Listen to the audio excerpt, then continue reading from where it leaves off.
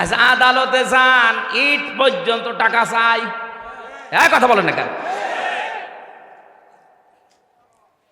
আমার এই 3টা বছরে আমার বাবার যে কত টাকা চলে গেল বিনা কারণে, এমনি এমনি বলে টাকা দিন। বাস্তবতায় বলছে, আল্লাহর আইনের বিরুদ্ধে যারা অবস্থান নিয়ে টাকা পয়সার মালিক হচ্ছেন, আল্লাহর কসমে টাকা তো আপনি ভোগ করে যেতে পারবেন না। আপনার ভোগ করার আগেই মরণ হবে, আর আপনি বিদায় নেওয়ার পর এই টাকাগুলো সব আল্লাহর বিরুদ্ধে, রাসূলের বিরুদ্ধে ব্যয় হবে। তখন আপনার কবরের আযাব আরো বাড়বে। এই জন্য কোনো পাগলেও আমার মনে হয় কাজ করা উচিত না। কুষ্টিয়ার বড় বাজারে একবার এক লোক তেল মেপে দিচ্ছিল নামাজ পড়ার পর। দেখি প্রত্যেকবার ওই যে তেল মাপার ওই যন্ত্রটা একটু করে কম দিচ্ছে। লোকটা চলে যাওয়ার পরে বললাম, চাচা আপনি নামাজ পড়ে আসলেন আমার সাথে, আর এইভাবে করে প্রত্যেকবার কম দেন তেলে, কি নামাজ পড়েন? আমারে ধমক দিয়ে বলছে, বেশি বোঝো। পকেট থেকে একটা টুপি বের করে নিয়ে মাথায় দিয়েছে, আর ওইটা খুলে বলছে এটা আমার নামাজ পড়া টুপি, আর ওইটা তেল বেচা টুপি। টুপিও আলাদা করে ফিরেছে। আপনি নিয়ে যাওয়ার আগে ওরা বলবে যে পানি শুকিয়ে গেছে, অবস্থা খারাপ, তাড়াতাড়ি করেন, এমন ভয় দেখাবে, বাধ্য হয়ে আপনি উলটপালট করে ফেলবেন। ভালো বউ নিয়ে যাবেন, কেটে ফুটো করে দেবে। কথা বলছে না কেন? আজ বাংলাদেশে ডক্টর ফয়জুল হকের মতো টিচার কম। কে কথা বলেন না কেন? ডাক্তার শাহিন জর্দার ফরিদপুরে, এরকম ডাক্তার আমাদের নেই। ডাক্তার ফাতেমা সিদ্দিকা রাজশাহী, এরকম ডাক্তার আমাদের হাতে নেই। আমরা বানিয়ে রেখেছি হাফেজ, মাওলানা, মুফতি। কি হবে ওরে দিয়ে? ওটা হবে মাস্ট বি হওয়ার পাশাপাশি আপনার ছেলেকে মেয়েকে আপনি ডাক্তার বানাবেন, কারণ এই বিভাগটা এরা আমার বামরা নষ্ট করে ফেলেছে। ভালো বউ নিয়ে যাবেন, নরমালে চেষ্টা না করে এমন এমন কায়দা কৌশল দেখাবে, বাধ্য হয়ে শেষে সিজার করা লাগে। কথা বলে না কেন? পৃথিবীতে কোনো কুকুর সেগা সিজার করে বাচ্চা হয়েছে আপনি পেয়েছেন? আরো আসতে বলেন। এখানে শুধু এইটা বাদ দিয়ে আমার মনে হয় স্টেজে একটার মা কেউ সিজার করা লাগে নাই। এটা মনে হয় সিজারের চেহারা দেখে বোঝা যাচ্ছে।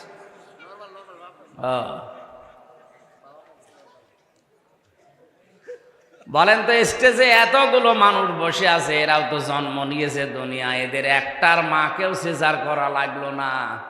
আর এখন আপনি নিয়ে যাওয়ার আগে ওরা বলবে যে পানি শুকিয়ে গেছে, অবস্থা খারাপ, তাড়াতাড়ি করেন, এমন ভয় দেখাবে, বাধ্য হয়ে আপনি উলটপালট করে ফেলবেন।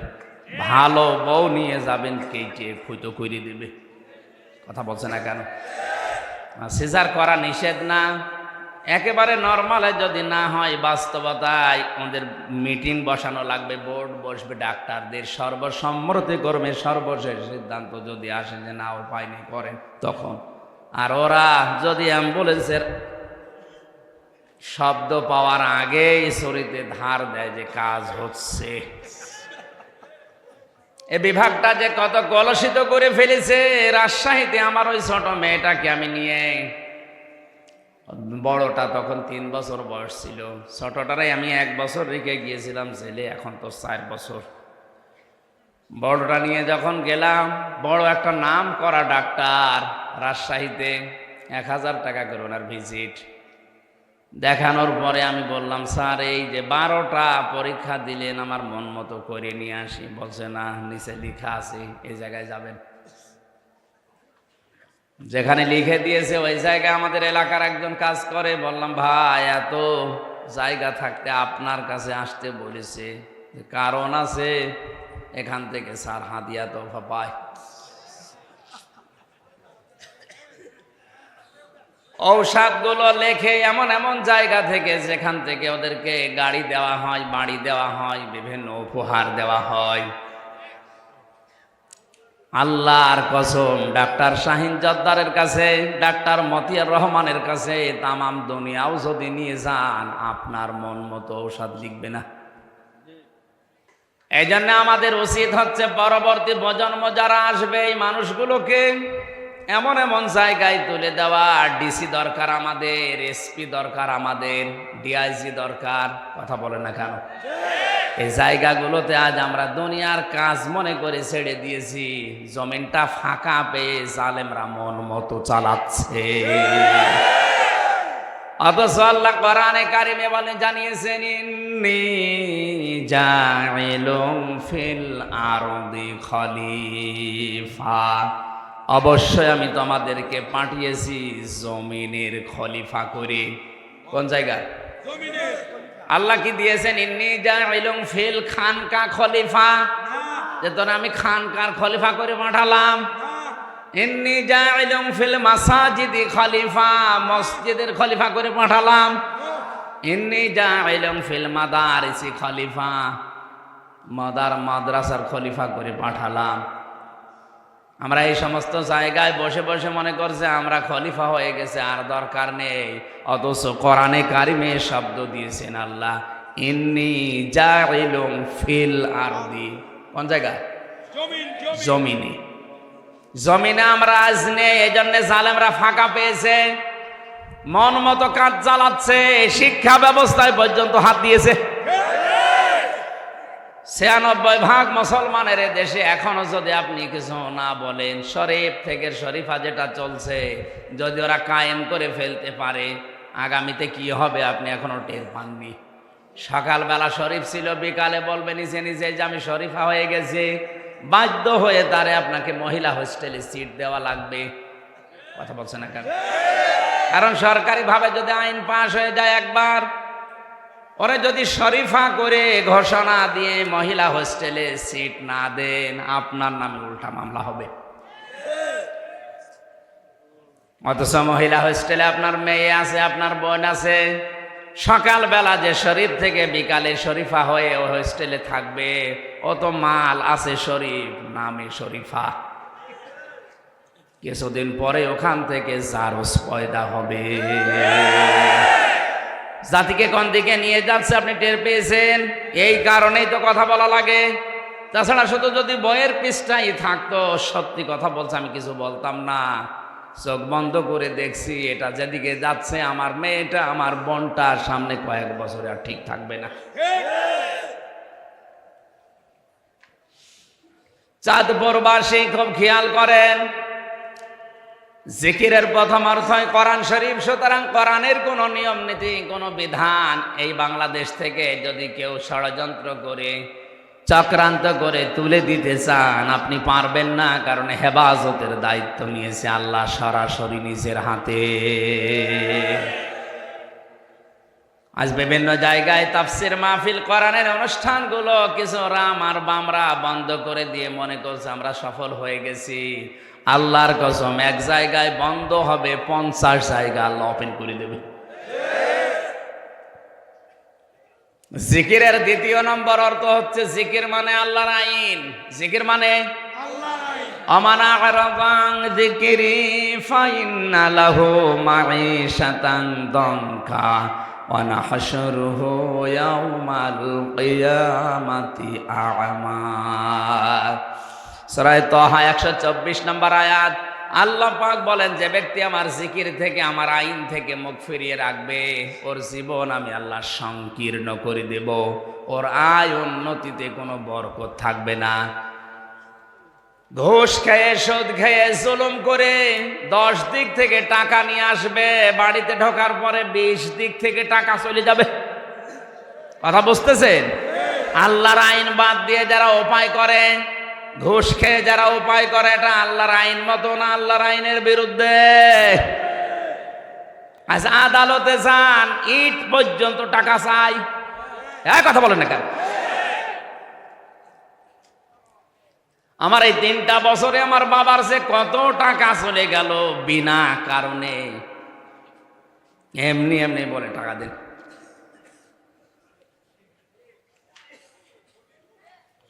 বাস্তবতায় বলছে, আল্লাহর আইনের বিরুদ্ধে যারা অবস্থান নিয়ে টাকা পয়সার মালিক হচ্ছেন, আল্লাহর কসমে টাকা তো আপনি ভোগ করে যেতে পারবেন না। আপনার ভোগ করার আগেই মরণ হবে, আর আপনি বিদায় নেওয়ার পরে এই টাকাগুলো সব আল্লাহর বিরুদ্ধে, রাসূলের বিরুদ্ধে ব্যয় হবে। তখন আপনার কবরের আযাব আরো বাড়বে। এই জন্য কোনো পাগলেও আমার মনে হয় এই কাজ করা উচিত না। চাঁদপুরবাসী আয়াতের শেষ কথা ছিল ওয়ানাহশুরুহু ইয়াউমাল কিয়ামাতি আ'মা। কিয়ামতের ময়দানে যখন ওই লোকটা উঠবে, ওই লোকটা অন্ধ হয়ে উঠবে, ডাক দিয়ে বলবে রব্বুল আলামিন, আমি তো চক্ষুষ্মান ছিলাম। ক্বালা রব্বি লিমা হাশারতানি আ'মা ওয়া ক্বাদ কুনতু বাসীরা।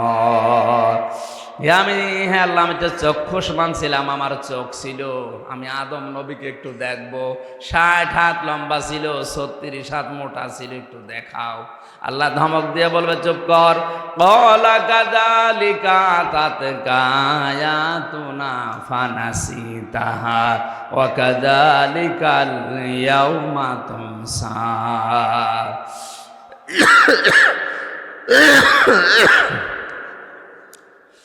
হে বান্দা, এভাবেই তোর কাছে আমার আইনগুলো, আমার জিকির, আমার আয়াতগুলো গিয়েছিল, জানার পরেও যেভাবে না জানার ভান করেছিলে, আজকের ময়দানে আমি আল্লাহ তোকে ওইভাবে ভুলে গেলাম। তাফসিরে আমি পেয়েছি, কিয়ামতের ময়দান আল্লাহ ধমক দিয়ে বলবে, বান্দা, হামজা নামে যে আমার একটা বান্দা ছিল, হাজেরা নামে আমার একটা বান্দি ছিল, কোনোদিন আমি আরে নাম আমার কুদরতি মুখে উচ্চারণ করব না। কথার ওজন কত আপনি এখনো টের পাননি? কিয়ামতের ওই কঠিন ময়দানে আল্লাহ তো শুধু ভুলেই যাবে তা না, কোনো দিন আমার নামটা আল্লাহর কুদরতি জবানে আর উচ্চারণ করবে না। যে হামজা নামে, হাজিরা নামে আমার বান্দা বান্দি ছিল, কোনোদিন আল্লাহর বলবে না। জোরে বলেন নাউজুবিল্লাহ। তাহলে জিকির মানে আল্লাহর আইন, আল্লাহর বিধান। জিকির করে করে আপনি মাথা নষ্ট করে ফেলছেন, আল্লাহর আইনের বিরুদ্ধে আপনার অবস্থান। কিয়ামত পর্যন্ত জিকির করলেও মাথার উপরে উঠবে না। কথা বলেন না কেন? জিকিরের 3 নাম্বার অর্থ হচ্ছে সালাত।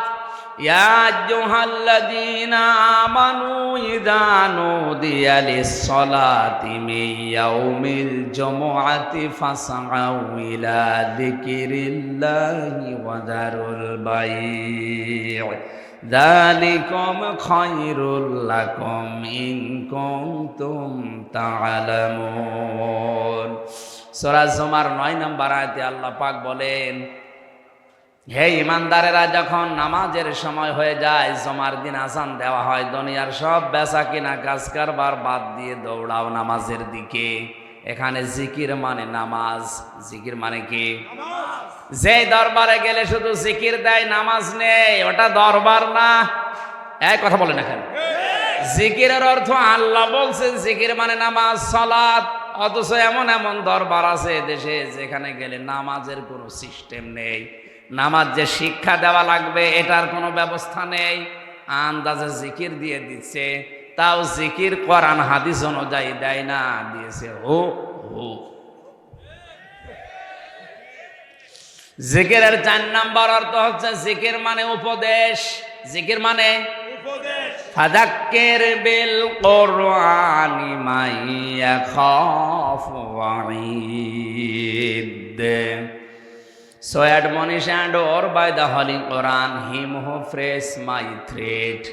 আল্লাহ তাআলা বলেন, হে নবী, আপনি যখন বক্তব্য দেবেন, উপদেশ দেবেন, আপনার পুরা বক্তব্য হবে আমার কোরআন কেন্দ্রিক। তাহলে যাদের ভেতরে আল্লাহর ধমকের ভয় আছে তাদের উপকার হবে। তাহলে জিকির করা লাগবে কোরআন দিয়ে। উপদেশ যদি দিতে হয়, কি দিয়ে দেওয়া লাগবে? কোরআন দিয়ে। বলেন বলেন। জিকিরের 5 নাম্বার অর্থ যেটা পড়েছিলাম ওইটা, ফাযকুরুনি আযকুরকুম। জিকির মানে স্মরণ করা। জিকির মানে স্মরণ করা। তাহলে জিকিরের যে 5টা অর্থ বললাম, কোরআন শরীফের ভেতরে মোটামুটি এই 5টাই বেশি প্রচলিত। এখন আল্লাহ যেহেতু জানিয়েছে আমাকে স্মরণ করো, আমিও স্মরণ করি। তাহলে আমরা একটু স্মরণ করি। আমরা যদি বলি আল্লাহু আল্লাহু, আল্লাহ বসে বসে মনে হয় বলবে বান্দাহু বান্দাহু। কথা বলে না? এতক্ষণ তো কোরআনে কারিম থেকে জিকির শুনিয়েছি। হাদিসে জিকিরের অর্থ আছে ৯৯টা। কয়টা? আপনারা আছেন তো ময়দানে? জিকির করেছিলেন হযরত ইউসুফ আলাইহিস সালাম। হযরত ইউসুফ নবীকে যখন 10টা তালাবদ্ধ করে ঘরের ভেতরে জুলাইখা নিয়ে নিজেদের শরীরের সব কিছু খুলে উলট পালট করে বসে আছে, হযরত ইউসুফ কিন্তু ওই সময় জিকির করেছিলেন। কথা বলেন না কেন? তিনি জিকির করেননি? আজ আমাদের জীবনে যদি এরকম চরিত্রের মহা দুর্যোগ নেমে আসে, যেটা আসতেছে মোবাইলে কম্পিউটারে বিভিন্ন কায়দায়, এই জায়গায়ও জিকির করা লাগবে, স্মরণ করা লাগবে ইউসুফ নবীর মতো।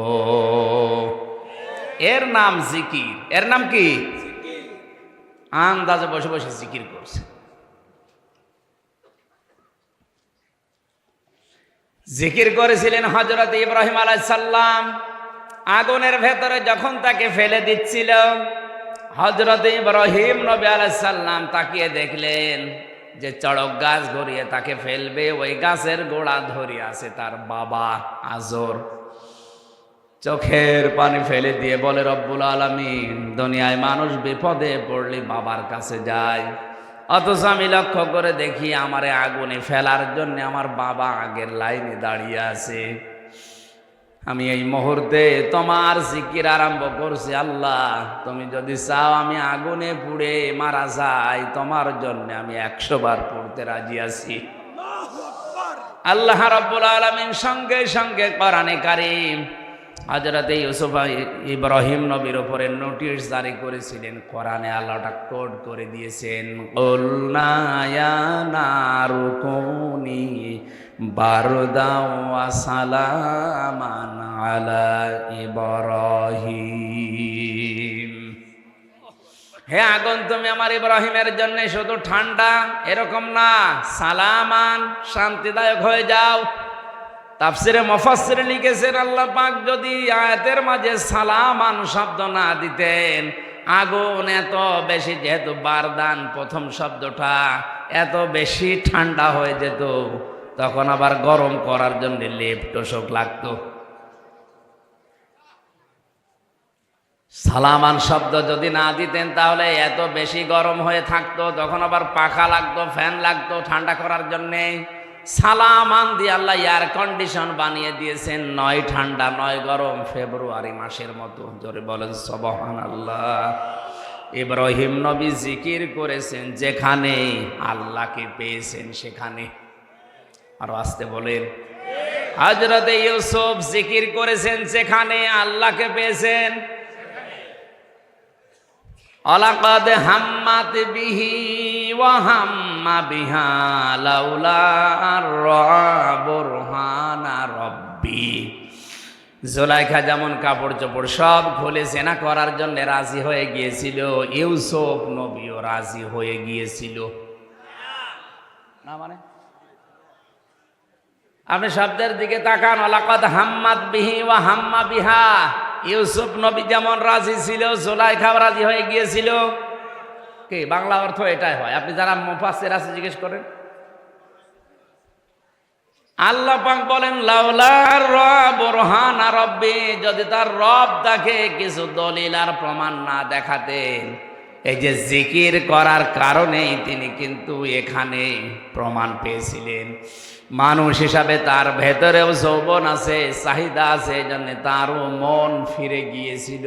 কিন্তু জিবরাইলকে দিয়ে আমার আল্লাহর সঙ্গে সঙ্গে দলিল পাঠিয়েছেন। একটা চিঠি নিয়ে জিবরাইল ধরেছে, এটা তাফসিরে মারিফুল কোরআনে আছে, জালালাইনে আছে। হযরত ইউসুফ নবীর সামনে ফেরেশতা জিবরাইল কাগজটা তুলে ধরেছিল, ইউসুফ, আমি তোমার মালিক বলছি তুমি জিনা করতে পারো না। দ্বিতীয় নম্বর দলিল, হযরত ইয়াকুব আলাইহিস সালামের আকৃতি নিয়ে ঘরের ভেতরে এসে ডাক দিয়েছে, ইউসুফ, আমি তোমার বাবা বলছি তুমি জিনা করতে পারো না। এই সমস্ত দলিলগুলো দেখার পরেই হযরতে ইউসুফ নবী মনে মনে আল্লাহকে ডাক দিয়ে বলেছে, রব্বুল আলামিন তুমি আমাকে বাঁচাও। ক্বালা মাআযাল্লাহ, জোরে বলেন আল্লাহু আকবার। আমি আল্লাহর সাহায্য চাই। এটার নাম জিকির। এটার নাম কি? ইউসুফ নবী জিকির করলেন যেখানে আল্লাহকে পেয়েছেন, আর আমরা জিকির করতে করতে মুখ দিয়ে ফেনা উঠে যাচ্ছে, আল্লাহর কোনো খবর নেই। তাহলে মানে জিকির আমাদের হচ্ছে না। এরকম 99টা তাফসিরের ভেতরে হাদিসের কিতাবে আমি পেয়েছি জিকির এইভাবে করা দরকার। পৃথিবীর এমন কোনো জায়গা নেই যেখানে জিকির নেই। বাড়ি থেকে সকালবেলা কেউ যদি বের হয়, ডান পা দিয়ে বের হয়ে যদি বিসমিল্লাহির রহমানির রহিম বলে অফিসে যায়, বাজারে যায়, ব্যবসায় যায়, যতক্ষণ বাইরে থাকবে পুরাটাই জিকির। ব্যবসা যারা করে তাদেরও জিকির আছে না নেই? ওয়াইলুল লিল মুতাফফিফিন আল্লাযীনা ইযা তালু আলান নাসি ইস্তাওফুন।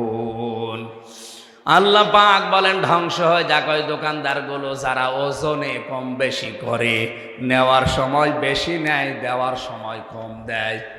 এটা শুধু দোকানদারদের জন্যে। আজ যারা শিক্ষকতা করছে, যারা বক্তব্য দিচ্ছে যে আমরা প্রত্যেকটা জায়গায় আমরা নেওয়ার সময় কিন্তু ঠিক মতোই বিভিন্ন জায়গা থেকে এলেম নিয়ে এসেছি, ডেলিভারি দেওয়ার সময় এখন আর সঠিকভাবে দিতে পারি না। প্রাইমারি থেকে বিশ্ববিদ্যালয় পর্যন্ত যারা শিক্ষকতা করে, এরা নেওয়ার সময় শিক্ষক হিসাবে এলেম জ্ঞান লেখাপড়া কম করেনি, কম করেছে, তাহলে তো শিক্ষক হতে পারতো না। সব জায়গা থেকে তারা নেওয়ার সময় ঠিক মতোই নিয়েছে, কিন্তু ছাত্রদেরকে দেওয়ার সময় ক্লাসে আর দিতে চায় না। তখন বলে প্রাইভেট পড়া লাগবে, কোচিং করা লাগবে। এক কথা বলেন না কেন? এদের ওপরে লানত বরদোয়া কার? আরো জোরে বলেন কার?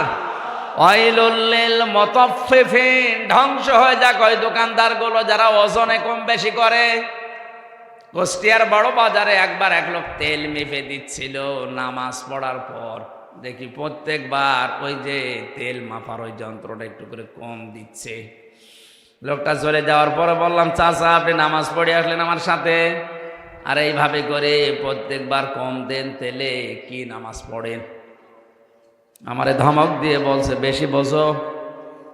পকেট থেকে একটা টুপি বের করে নিয়ে মাথায় দিয়েছে, আর ওইটা খুলে বলছে এটা আমার নামাজ পড়া টুপি, আর ওইটা তেল বেচা টুপি।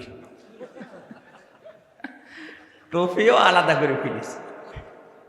অথচ নামাজ একটা জিকির। নামাজ কিছুক্ষণ আগে জিকির করে এসেছে, দোকানে জিকির নেই।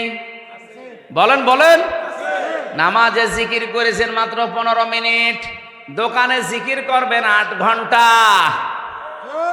কোরআনে কারীম জানিয়েছে, ফাইদা কুদিয়াতিস সালাতু ফান্তাশিরু ফিল আরদি ওয়াবতাগু মিন ফাদলিল্লাহ ওয়াযকুরুল্লাহা কাসীরান লাআল্লাকুম তুফলিহুন। যখন নামাজ শেষ হয়ে যায়, জমিনে ছড়িয়ে যাও, ছিটিয়ে পড়ো। তাহলে আয়াতের শিক্ষা কি? নামাজ শেষ হয়ে গেলে মসজিদে আর বসে থাকার দরকার আরো জোরে বলুন। কত মানুষ দেখি নামাজের পরে মসজিদে বসে ফ্যান চালিয়ে গল্প করে। কোথায় পেয়েছেন ভান্ডামি আপনি? আমার দাদা জেলখানায় থাকতে মারা গেছেন, একটা গল্প বলতো এক সময়। এক এলাকায় কারেন্ট নেই, বিদ্যুৎ নেই, শুধু মসজিদে যে সোলার দিয়ে বিদ্যুৎ সৃষ্টি করে ওরা ফ্যান চালায়। গেছে গরিব মানুষ নামাজ পড়ে না, মুয়াজ্জিনকে ডাক দিয়ে বলছে, ভাই আমরা নামাজ পড়ি না ঠিক আছে, কিন্তু এশার নামাজ হয়ে গেলে আপনি যখন মসজিদে তালা লাগিয়ে যান, চাবি আমাদের দিয়ে যাবেন। আমরা নামাজ পড়বো না, কিন্তু রাতের বেলা মসজিদে ফ্যান ছেড়ে দিয়ে ঘুমাবো। মুয়াজ্জিন বলছে, কি বলো? এটা আমি করতে পারি, কিন্তু আমার মাসে মাসে টাকা দেওয়া লাগবে। ওরা বলছে ঠিক আছে। টাকা দিয়ে মুয়াজ্জিন রাজি করে নামাজ পড়ে না, এশার নামাজ পড়ে সব বাড়ি চলে যায়। তখন ওই 4 জন আসে মসজিদে, যে ফ্যান লাগিয়ে টাঙিয়ে দিয়েছে মানুষ 4 জন, ফ্যান লাগিয়েছে 12টা। ওখানে তো রেগুলেটর লাগানো নেই, হাই স্পিডে ঘুরছে। যারা ফ্যানের নিচে ঘুমানোর অভ্যাস নেই, ওরা যদি একবার বাতাস পায় মরণের ঘুম ঘুমাবে। এমন ঘুম ঘুমিয়েছে, কাপড় যেখানে সেখানে। মুয়াজ্জিন সকালবেলা এসে তাকিয়ে দেখে, নাউজুবিল্লাহ, ওদের মাঝখানে দাঁড়িয়ে চিৎকার করছে, এই মসজিদে থাকা হারাম। ওরা বলছে, কিসের হারাম? মসজিদে যে থাকা হারাম, দলিল কই? দলিল লাগবে না, বিনা দলিলে হারাম। নামাজের পরে মসজিদে থাকা ঠিক না, অথচ আজ বাংলাদেশের কালচারই হয়ে গেছে। নামাজের পরে বসে বসে উনি মেয়ে বিয়ে দেবে, ধানের চারা লাগাবে, কার সাথে ছেলে বেরিয়ে গেছে এই নিয়ে গল্প করছে। আয়াতের শিক্ষাটা কি ছিল? নামাজ শেষ, ছড়িয়ে যাও, ছিটিয়ে যাও, কর্মজীবনে যাও, অবতাগু মিন ফাদলিল্লাহ, আল্লাহর অনুগ্রহ তালাশ করো। আয়াতের দিকে খেয়াল করেন, যতক্ষণ নামাজ পড়বেন ততক্ষণ জিকিরের কথা এখানে নেই। এই জন্য কুদিয়াতিস সালাতের আগে জিকির শব্দ নেই, কিন্তু অবতাগু মিন ফাদলিল্লাহর আগে আল্লাহ ওয়াজকুরুল্লাহ কাসীরা দিয়েছেন।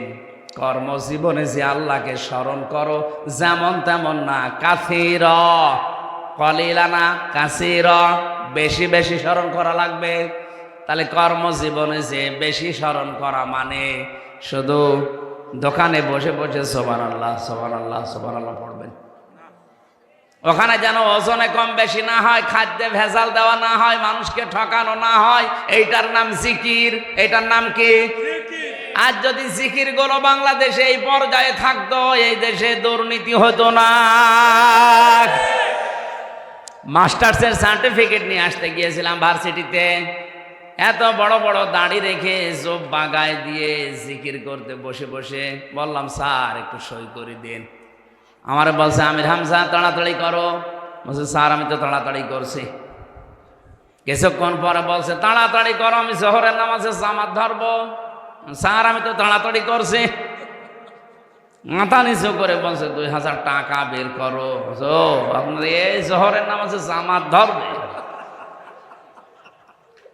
জোহরের নামাজ পড়তে মাত্র 8-10 মিনিট সময় লাগে, আর 8টা ঘন্টা সরকার আপনার কাছ থেকে কিনে নিয়েছে। ছেলেমেয়েরা আসবে, সই করে সিল মেরে তাদেরকে দেবেন। এইটা আপনার জিকির? কথা বলেন। এই জিকির আজ কোন অফিসে আছে? সব জায়গায় এই জিকির দূর করে দিয়ে অন্য জিকির লাগিয়েছে। এজন্য জিকির আমরা বুঝি না। আল্লাহ পাক এইটা বোঝাতে চেয়েছেন, ফাযকুরুনি আযকুরকুম। আমাকে যদি এইভাবে তোমরা জিকির করতে পারো, স্মরণ করতে পারো, আমি আল্লাহও তোমাদের স্মরণ করব। আমার জিকির যদি দুনিয়ার এই মজলিসে হয়, তোমাদের জিকির আমি আল্লাহ ফেরেশতাদের মজলিসে করব। জোরে বলেন আল্লাহু আকবার। আজকের এই ময়দানে জিকির হচ্ছে কিসের? আরো জোরে। আমাদের জিকির আল্লাহ এই মুহূর্তে আরশে আজিমে তার ফেরেশতাদের নিয়ে করছে। জোরে বলেন আল্লাহু আকবার। আশকুরুলি, আমার শুকরিয়া আদায় করো। শুকরিয়া মানে আমরা মনে করি টুটি পর্যন্ত খেয়ে একটা ঢেকুর তুলে বললাম আলহামদুলিল্লাহ, হয়ে গেল। যে খাবার খাবেন, যে নিয়ামত পাবেন, ওই নিয়ামত পাওয়ার পরে যেটা করা দরকার, ওটা খাবার পরে শরীরে যে শক্তি, সামর্থ্য, মেধা, যোগ্যতা তৈরি হয়েছে, ওইটা আল্লাহর দ্বীনের পক্ষে, কোরআনের পক্ষে ব্যয় করা, এর নাম আশকুরুলি। কোরআনে কারীম জানিয়েছে, লাইন শাকারতুম লাযিদান্নাকুম ওয়া লাইন কাফারতুম ইন্না আযাবি লাশাদীদ। যদি তোমরা আমার শুকরিয়া আদায় করো তোমাদের দুনিয়ায় যত নিয়ামত আছে ওই নিয়ামত আরো বাড়িয়ে দেব, যদি না শুকরিয়া করো কুফরি করো ওটা কেড়ে নেব এবং আযাবের ভেতরে ফেলে দেব, যেটা এখন আমরা পাচ্ছি। নিয়ামতের শুকরিয়া আদায় করতে পারি না, এই জন্যে প্রত্যেকটা স্তরে স্তরে আজ জালেমরা বসে আমাদের উপরে জুলুম করছে। জালেমদের জন্য আমি একটা কথা ভয়ঙ্কর শোনাচ্ছি। সূরা শূরা 25 নম্বর পারা 6 নম্বর পৃষ্ঠা 13 নম্বর লাইনের 42 নম্বর আয়াত। ওরা কোরআনে আমার কাছে একটা ভয়ঙ্কর মনে হয়। ইন্নামাস সাবিলু আলাল্লাযিনা ইয়াযলিমুনান নাস। আল্লাহ পাক বলেন অবশ্যই আমি আল্লাহ মামলা দায়ের করব, অভিযোগ দায়ের করব, কেস করব তাদের বিরুদ্ধে যারা মানুষ হয়ে মানুষের উপরে জুলুম করছে, করবে। চাঁদপুরবাসী এখানে ইয়াজলিমুনাল মুসলিমুনা নেই, ইয়াজলিমুনান নাস। এটা মজারে বর্তমান, ভবিষ্যৎ, প্রেজেন্ট, ফিউচার। বর্তমানে যারা মানুষের উপরে জুলুম করছে তাদের অধিকার নষ্ট করছে, ভবিষ্যতেও যারা করবে বলে পরিকল্পনা নিয়েছে এদের বিরুদ্ধে মামলা কার? আমার তো আয়াত পড়ার পরে মনে হচ্ছে বাংলাদেশে এখন হাজারো মানুষ আল্লাহর মামলার আসামি। মুসলিম শরীফের হাদিস ছিল ইত্তাকি দাওয়াতাল মাজলুম ফাইন্নাহা লাইসা বাইনাহু ওয়া বাইনাল্লাহি হিজাব। এ পৃথিবীর মানুষেরা তোমরা মজলুমের বরদোয়া থেকে বেঁচে থাকো, কারণ মজলুমের আর আল্লাহর ভেতরে কোনো পর্দা থাকে না, ওরা বললে এটা কবুল হয়ে যায়। বাংলাদেশ ধ্বংস করার জন্য আজ অনেক জালেম এমন জুলুম করছে, মজলুমের বরদোয়ায় এই দেশটা না জানে আবার ধ্বংস হয়ে যায় নাকি? আপনি নিজে বাঁচতে পারবেন না। একদিকে নিজেকে দেশকে ধ্বংস করছেন, আর একদিকে মরণের। আল্লাহ আমাদেরকে আল্লাহর মামলার আসামি হওয়া থেকে যেন রক্ষা করেন, বলেন আমিন। আলা তাকফুরুন, কুফরি করা যাবে না, কারণ এমন জায়গা থেকে আমরা উঠে এসেছি যে জায়গার নামও বলা যায় না। কাইফা তাকফুরুনা বিল্লাহি ওয়া কুনতুম আমওয়াতান ফাআহইয়াকুম। আল্লাহ পাক বলেন কেমন করে মানুষ আমার কুফরি করে, এটা তো আমারও বিশ্বাস হয় না। কাইফা শব্দটা বালাগাত মানতিক অনুযায়ী ব্যবহার করা হয়, যেটা বিশ্বাস করা যায় না এমন জায়গায়। আয়াতের প্রথমে আল্লাহ কাইফা দিয়ে এইটা জানাতে চেয়েছেন যে বান্দা আমার কুফরি করো, আমার সাথে নাফরমানি করো, আমারও বিশ্বাস হয় না। কারণ তুমি কি ছিলে? একটা নাপাক পানি থেকে আজ হামজা বানিয়েছি। তোমার নিজের পেছনের দিকে তাকালে যেটা মনে হয় যে তুমি কুফরি করবা, আমারও বিশ্বাস হয় না। এজন্য আমাদের উচিত হচ্ছে আমাদের পেছনের দিকে তাকানো।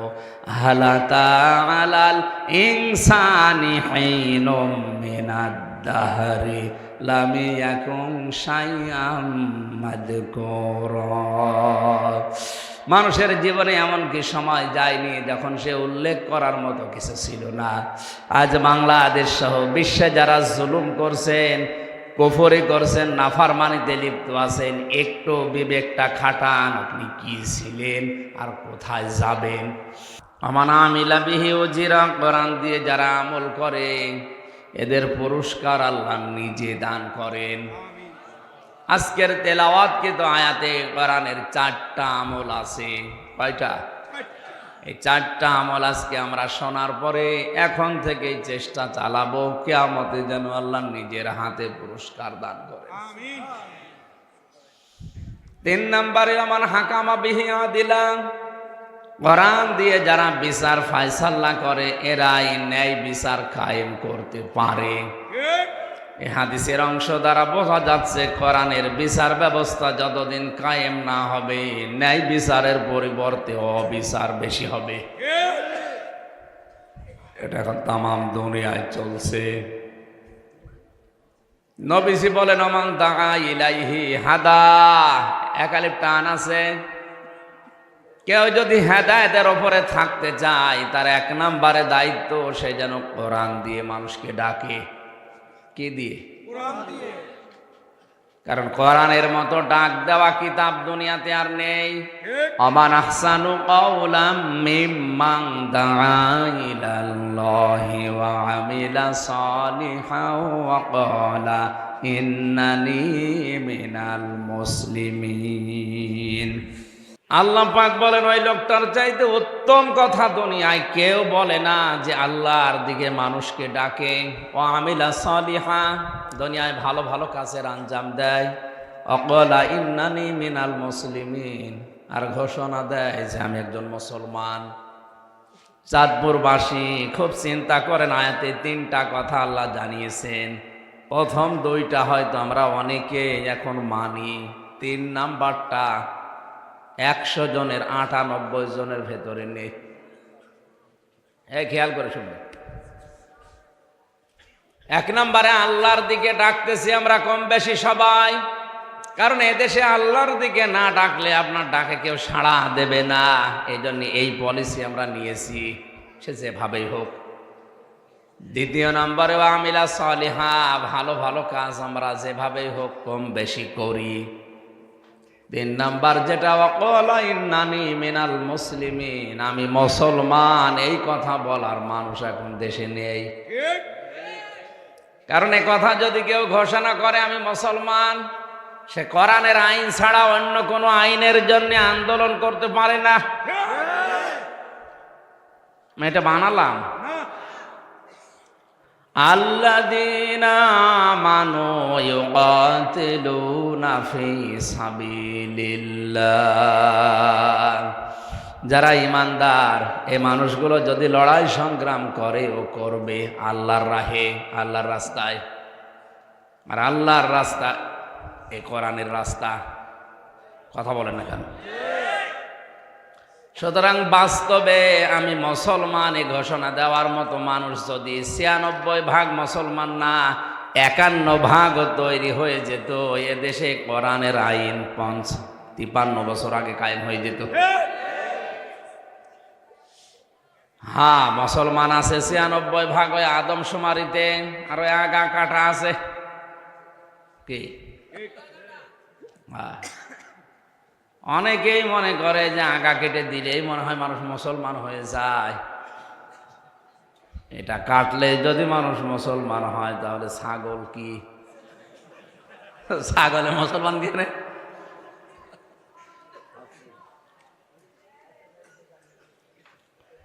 একজন রিকশা চালায়,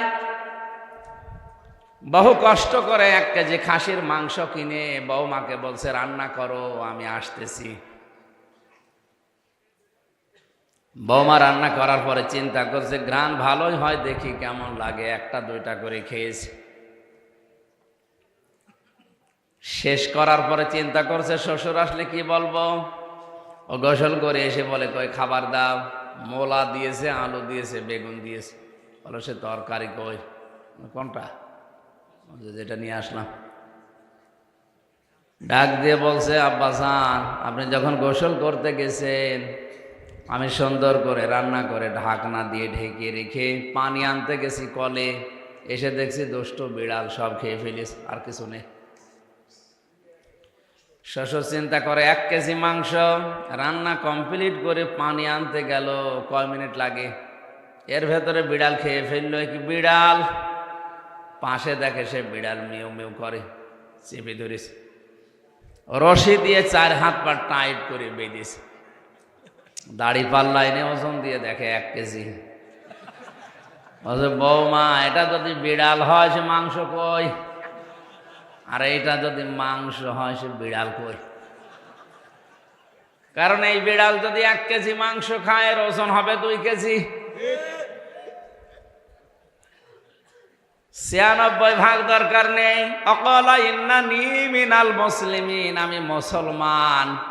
আয়াতের এই 3 নাম্বার কথা যেটা, এই অনুযায়ী যদি 51% মুসলমান বাংলাদেশে তৈরি হয়, কালকেই কোরআনের আইন চালু হয়ে যাবে।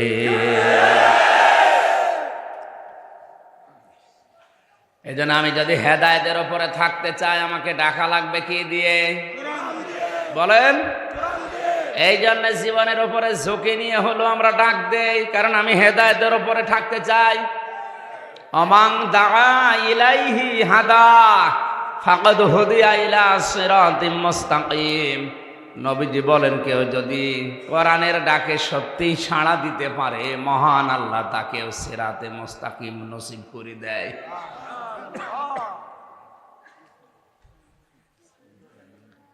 সুতরাং আমরা যদি হেদায়েতের উপরে থাকতে চাই এবং সিরাতে মুস্তাকিম পেতে চাই, ডাক দেওয়া লাগবেও এখন থেকে কোরআন দিয়ে, সাড়া দেওয়া লাগবেও কোরআনের আয়াতে। কথা বলেন না কেন? আর কোরআন যেখানে নেই ওই রকম কোন জায়গায় যদি কেউ ভালো হওয়ার নিয়ত নিয়েও যায়, মানিত্তাবাল হুদা বিগাইরিল কোরআন আদাল্লাহুল্লাহ। তিরমিজি শরীফের হাদিস। নবীজি বলেন, যেখানে কোরআন নেই ওখানে যদি কেউ ভালো হওয়ার নিয়তেও যায়, আল্লাহ নিজে তাকে দায়িত্ব নিয়ে গোমরা বানিয়ে দেয়। এক একটা শব্দের ওজন টের পাচ্ছেন? আদাল্লাহুল্লাহ, দল্লাহুল্লাহ দিলে অর্থ হয়ে যেত, তাহলে বাংলা অর্থ দাঁড়াতো দল্লা ইয়াদিল্লু, আপনি নিজেই নিজেকে খারাপ বানিয়ে ফেলেছেন।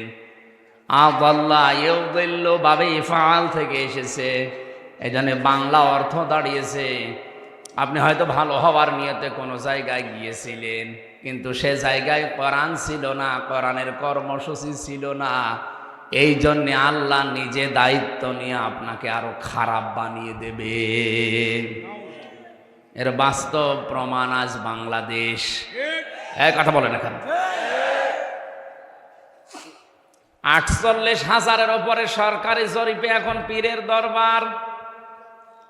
আমার মনে হয় হাতে গোনা কয়েকটা বাদ দিয়ে অধিকাংশ দরবারে কোরআনের নিয়ম নীতি চলে না, এজন্য মানুষ ওখানে ভালো হওয়ার নিয়তে গেলেও খারাপ হয়। এই যে ফরিদপুর, আমি নাম নাই নিলাম, আর আগে বিড়ি খেত না, ওখানে গেলে বিড়ি খাওয়া ধরে, কারণ ওখানে কোরআনের নিয়ম নীতি চলে না, ওর বাবা যা বানিয়েছে ওইটা চলছে। এর আর একটা প্রমাণ আমার কুষ্টিয়ার লালনের মাজার। হাজারো মানুষ বিভিন্ন জেলা থেকে ওখানে যায়, নিয়ত কিন্তু তাদের ভালো হয়েছে, আমরা আল্লাহর ওলির দরবারে যাচ্ছি। অথচ ওই লোকটা সে কি, ও নিজেও বলে নাই, পরিচয় দিয়ে যে আমি কি জাতিতে আমি নিজেও জানি না। সারা দেশ মিলিয়ে আপনি যেই কয় মন গাঁজা না পাবেন, লালনের মাজারে তার চাইতে বেশি গাঁজা পাওয়া যায়। একবার রাত্রে গিয়ে দেখি আমার বাড়ির পাশে, তো যে দেখি একজনকে দুধ খাওয়াচ্ছে। কি ভাই, এর দুধ খাওয়ান? বলো হুজুর এটা আল্লাহর ওলি। আল্লাহর ওলি এর তো কিছুই নেই, পোশাক আশাক, পোশাক নেই, তাতে কি এর ভেতরে মাল আছে। আমি বললাম মাল যা আছে সব তো দেখা যাচ্ছে, নতুন মাল দেখাও।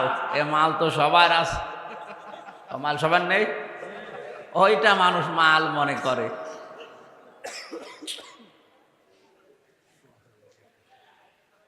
আমি হাসির খোরাকি দেয়নি, চিন্তা ভাবনা করেন। আল্লাহুল্লাহ, কোরআন যেখানে নেই ওখানে গেলে খারাপ বানিয়ে দেবে কে?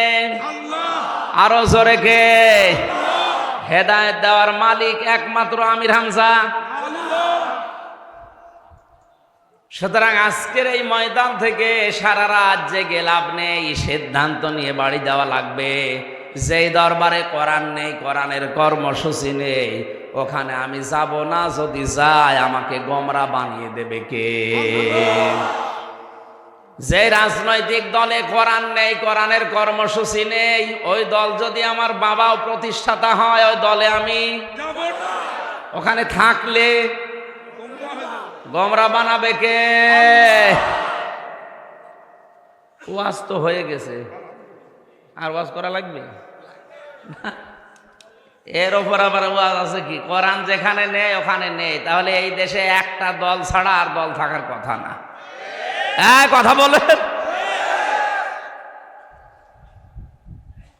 দরুদ আর সালাম পাঠ করি আমাদের নবী, মানবতার মহান শিক্ষক মুহাম্মদুর রাসূলুল্লাহ সাল্লাল্লাহু আলাইহি ওয়াসাল্লামের প্রতি। কোরআনে কারীম থেকে সূরা বাকারার 152 নম্বর আয়াতটা পড়েছি। 4টা বিষয় আছে এই আয়াতের। প্রতি জমার দিন সারা পৃথিবীর খুতবার শেষের দিকে এই আয়াতটা পড়া হয় অধিকাংশ মসজিদে। শুনেছেন না? জবান খুলে কোরআনের সোনালী আয়াত আগে পড়েন, আউযু বিল্লাহি মিনাশ শাইতানির রাজিম, বিসমিল্লাহির রহমানির রহিম,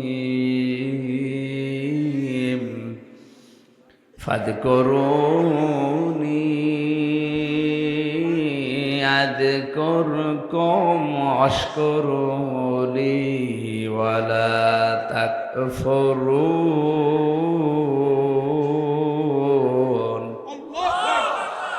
সূরা বাকারা। কোন সূরা? 286টা আয়াত আছে, 40টা রুকু আছে, মাত্র একটা আয়াত আমরা পড়েছি। আল্লাহ পাক বলেন, ফা ওয়াতফর উযকুরুনি, আমাকে স্মরণ করো, আযকুরকুম, আমি আল্লাহ তোমাদেরকে স্মরণ করব, ওয়াশকুরুলি, আমার শুকরিয়া আদায় করো, ওয়ালা তাকফুরুন, আমার সাথে নাফরমানি করো না। শব্দ 4টা। কয়টা? 4টা। আমার জিকির করো, আমিও জিকির করব, আমার শুকরিয়া আদায় করো, নাফরমানি করো না। বোঝা হয়ে গেছে?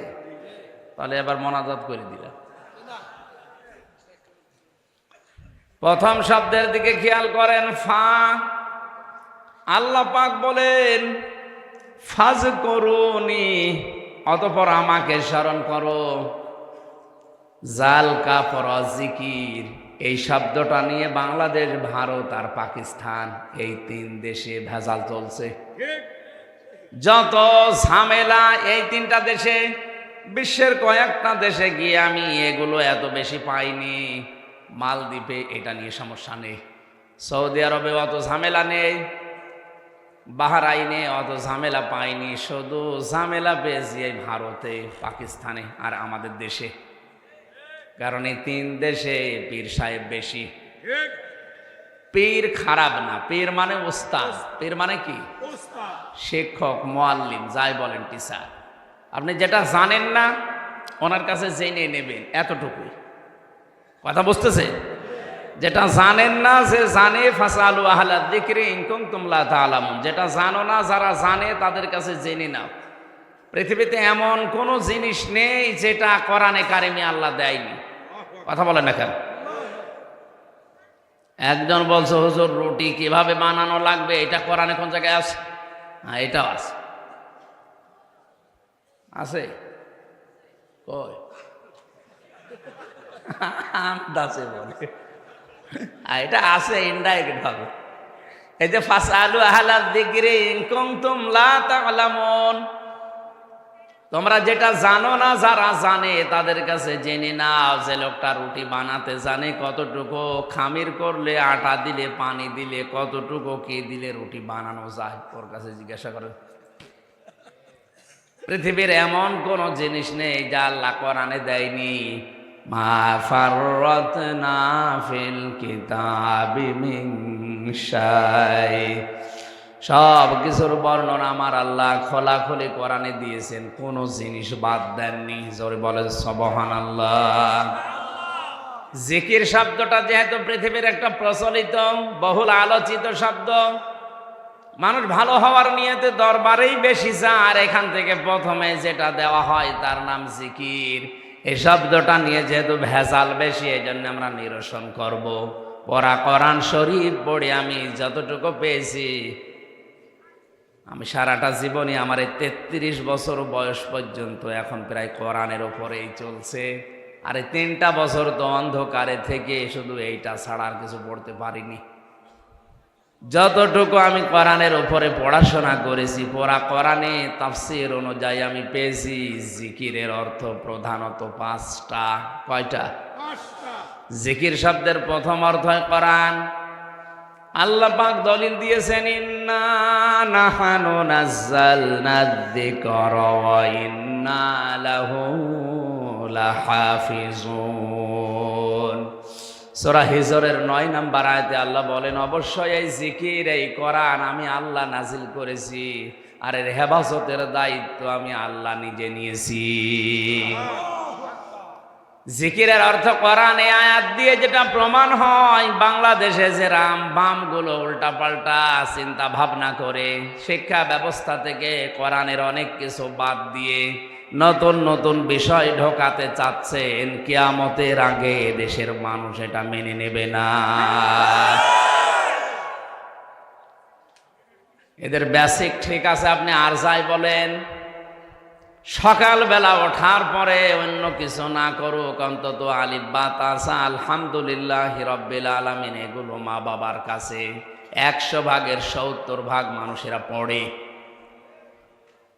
নাস্তিক মোরতাদ রাম আর বাম এদেশে বেশি না, হাতে গোনা কয়েকজন, এরাই শুধু ছাগলের 3 নাম্বার বাচ্চার মতো লাফায়। মানুষ তো পেছনে নেই।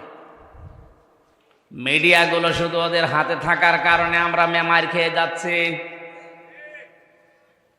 আমাদের উচিত হবে এদেশে কোরআনে কারিম প্রচার করার জন্য বিভিন্ন মিডিয়া ব্যবহার করা। আল্লাহ পাক সূরা আনফালের ভেতরে জানিয়েছেন, হে নবী, ওরা ইসলাম ধ্বংস করার জন্য যেটা হাতে নেয় আপনি উল্টিয়ে ওইটা ইসলামের পক্ষে কাজে লাগান।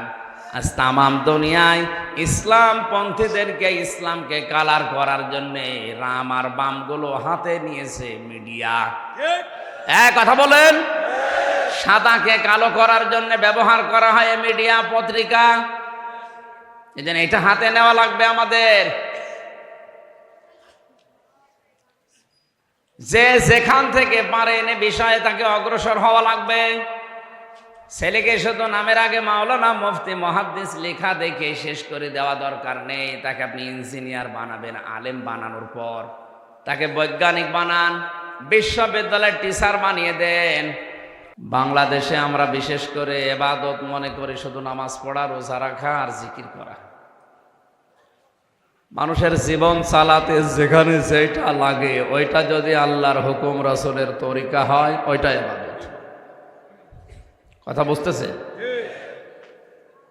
3 নম্বরে আল্লাহর অসন্তুষ্টিমূলক কাজ থেকে নিজেকে যারা বাঁচিয়ে রাখে, এই 3টি গুণ যাদের ভেতরে আছে এদেরকে আলেম বলা যায়। আমরা অনেকেই হক্কানি আলেম খুঁজতে থাকি, হক্কানি দরবার খুঁজি। হক্কানি আলেম হচ্ছে তারা যাদেরকে বেশিরভাগ 3টা জায়গায় পাওয়া যায়। 1 নম্বরে জেলখানায়। কারণ পৃথিবীতে জালেমের জেলখানায় আলেমদের পাওয়া গিয়েছে, এখন যাচ্ছে, ভবিষ্যতেও যাবে। আর আমরা এমন একটা অবস্থায় আছি, বিশেষ করে আমাদের এই দেশে, ইউসুফ আলাইহিস সালাম তার ভাইরা যখন তাকে বিক্রি করে দিচ্ছিলেন, এই যে মালেক নামে যে লোকটা কুয়া থেকে পানি তোলার সময় হযরত ইউসুফ নবীকে তুলে ভাইরা যখন বিক্রি করে দিচ্ছিলেন, ওই সময় কয়েকটা দোষ তার উপরে দিয়েছিলেন। ভাইরা ডাক দিয়ে বলেছে, এই গোলামটা বিক্রি করে দিচ্ছি কারণ এ পালিয়ে যায়, এর চরিত্রের দোষ আছে, এ চুরি করে। যে সমস্ত দোষগুলো দিয়েছে ইউসুফ নবীর উপরে একটাও ঠিক না। নাকি গোলাম ছিলেন তাদের ভাই, নাকি পালিয়ে যাচ্ছিলেন, আর চরিত্র খারাপ ছিল, চেহারা খারাপ ছিল। ইন হাযা ইল্লা মালাকুম কারীম, মানুষেরা দেখে তাকে বলেছিল এটা মানুষ না, এটা ফেরেশতা। পৃথিবীতে 2 জন মানুষকে আল্লাহ সবচাইতে সৌন্দর্য বেশি দিয়েছেন, তার ভেতরে 1 নম্বরে আমাদের নবী মুহাম্মদুর রাসূলুল্লাহ, আর 2 নম্বরে ছিলেন হযরত ইউসুফ। তার চেহারা দেখলে মানুষ হাতের আঙ্গুল পর্যন্ত কেটে ফেলত। হযরতে আয়েশা বলেছিলেন, মিশরের ওই নারীরা ফল কাটতে গিয়ে আঙ্গুল কেটে ফেলেছে, তারা যদি আমার স্বামী মুহাম্মদুর রাসূলুল্লাহর আসল চেহারা দেখতে পেত, কলিজা কেটে ফেলত, টের পেত না। তাহলে জানলাম এই দুনিয়ায় সবচাইতে সুন্দরতম মানুষ যারা, তার ভেতরে তিনি অন্যতম। অথচ দোষ দেওয়া হচ্ছে যতগুলো, একটাও ঠিক না। তারপরে ইউসুফ নবী চুপ ছিলেন না প্রতিবাদ করেছিলেন? না, চুপ ছিলেন। কথাগুলো বোঝার চেষ্টা করেন। এই যতগুলো দোষ তার উপরে চাপিয়েছে, এত দোষ শোনার পরেও তিনি ওই অবস্থায় চুপ, কথা বলেননি। একটাই কারণ, তিনি জানতেন এখন যদি কথা বলি, মালিক ইবনে এই লোকটা যদি চলে যায়, এরপরে ভাইরা আমাকে মেরে ফেলবে, অথবা কুয়ায় যে ফেলে দিয়েছিলাম আবার ফেলে দিবে। আমরা বাংলাদেশে ইসলামপন্থী যারা আলেম যারা ঠিক ওই অবস্থায় আছে, আমাদেরকে মারবে, আমাদের ওপরে দোষ চাপাবে, আমাদেরকে জেলে দেবে, কিচ্ছু বলা যাবে না। আমি নিচে নামতে পারলাম না, কথা বুঝতেছেন?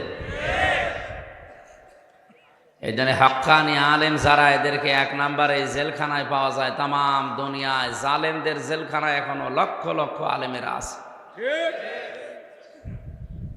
আলজেরিয়ার কারাগারে আব্বাস মাদানেস 32 বছর জেলে। কোরআনের পাখিও 13 বছর জেল খাটার পরে বিদায় নিল।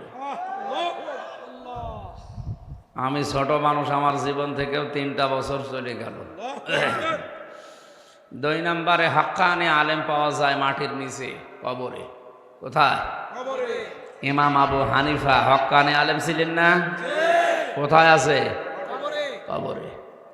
ইমাম মালিক হাক্কানি আলেম ছিলেন না? কোথায় আছে? কবরে আছে। 3 নম্বরে হাক্কানি আলেম পাওয়া যায় জিহাদের ময়দানে। আর এখন আমার মনে হয় বাংলাদেশে সবচাইতে বড় জিহাদের ময়দান হচ্ছে কোরআনের হক কথা বলা। এই ময়দানে এখন টিকে থাকা বড় কঠিন। তাফসীরুল কোরআন মাহফিল বিভিন্ন জায়গায় লিখে দেয়, তাফসীরও হয় 5 রকম। সরকারি তাফসীর হয়। এরকার সরকারি তাফসীর করতে গিয়ে অনেক জীবিত মানুষদেরকেও জান্নাতি বলে ঘোষণা দিয়ে দিচ্ছে। একটা মানুষ মরুক, এরপরে বলে তেল দিতে দিতে এমন জায়গায় পৌঁছিয়েছে, এটা সরকারি তাফসীর। 2 নম্বরে বেসরকারি তাফসীর হয়। 3 নম্বরে খানকা কেন্দ্রিক কিছু তাফসীর হয়, যদিও এইটা ওই রকম না। 4 নম্বরে নাটকীয় তাফসীর হয়, এই ব্রাহ্মণবাড়িয়া কুমিল্লা এই লাইনে।